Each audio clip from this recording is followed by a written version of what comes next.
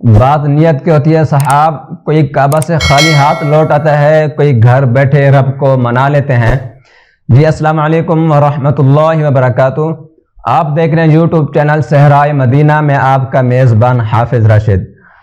آپ یوٹیوب صحرائے مدینہ کو سبسکرائب کر لیں, پھر کرتے ہیں جی آگے ویڈیو شروع.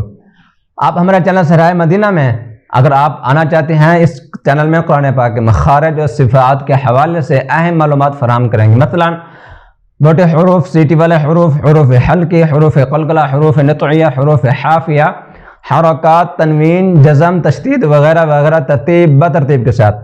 جی اس کے علاوہ نماز, مسنون دعائیں, نماز جنازہ, عیدین کی نماز کے بارے میں بھی معلومات ہم آگاہ کریں گے.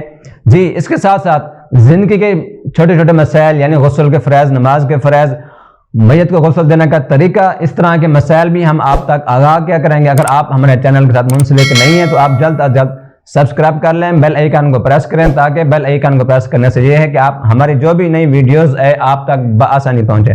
آج میں حاضر ہوں کلاس نمبر 37 کے ساتھ. تو کلاس کو شروع کرنے سے پہلے آپ سے گزارش ہے آپ ہمارے چینل کو سبسکرائب کر لیں, پھر کرتے ہیں جی ویڈیو. بسم اللہ الرحمن الرحیم. آج میں حاضر ہوں کلاس نمبر 37 کے ساتھ. تو کلاس کو شروع کرنے سے پہلے آپ تمام احباب سے گزارش ہے ہمارے چینل صحرائے مدینہ کو آپ سبسکرائب کریں گے, بیل آئیکن کو پریس کریں گے, تاکہ ہمارے جو بھی نئی ویڈیوز آئے آپ تک بآسانی پہنچے. سبسکرائب کر لیں, پھر کرتے ہیں جی ویڈیو شروع. جی بسم اللہ الرحمن الرحیم.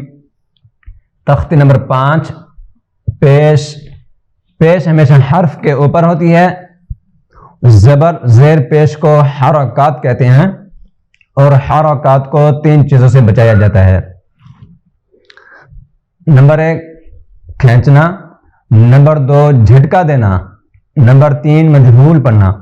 یہ 3 چیزیں کون کون سی ہیں اور کیسے کیسے ہوتی ہے یہ پیچھے میں آپ کو بتا چکا ہوں, پھر بھی ایک دفعہ بتا دیتا ہوں.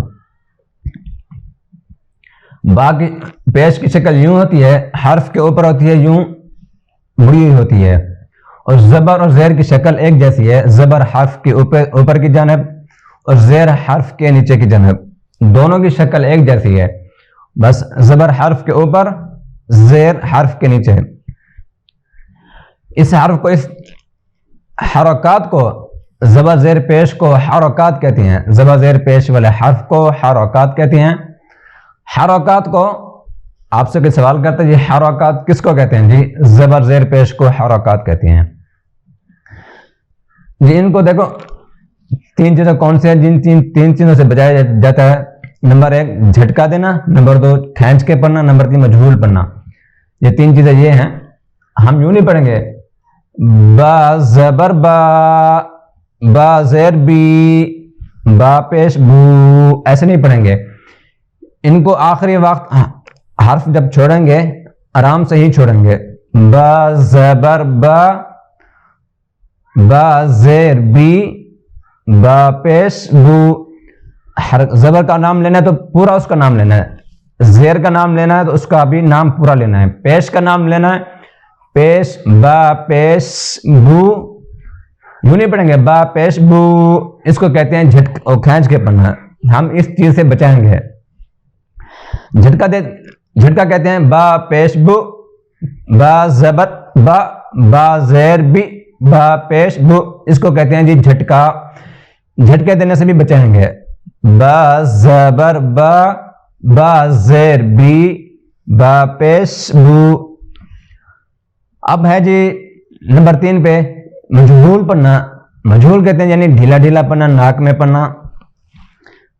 ایسے با زبر با, با زیر بی, با پیش بو, ڈھیلا ڈھیلا پڑھنا مکروہ ہے, اور اس کو کہتے ہیں جی مجہول پڑھنا. اس چیز سے بھی بچائیں گے.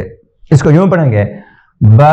اب یہ دیکھ لیں پیش کی شکل ہے, حرف کے اوپر کی جانب, اور 9 کی طرح ہوتی ہے. جس طرح 9 ہوتی ہے نا, یا 6 لے لیں یا 9 لے لیں, اس طرح حرف کے اوپر کی جانب ہوتی ہے. جی یہ ہے پیش. با زبر با, با زیر بی, با پیش بو. یہ تینوں آج ہماری تیسری تختی ہے پیش والی. تو تینوں کو ہم نے ایک ساتھ جیسا پڑھایا. با زبر با, با زیر بی, با پیش بو. با پیش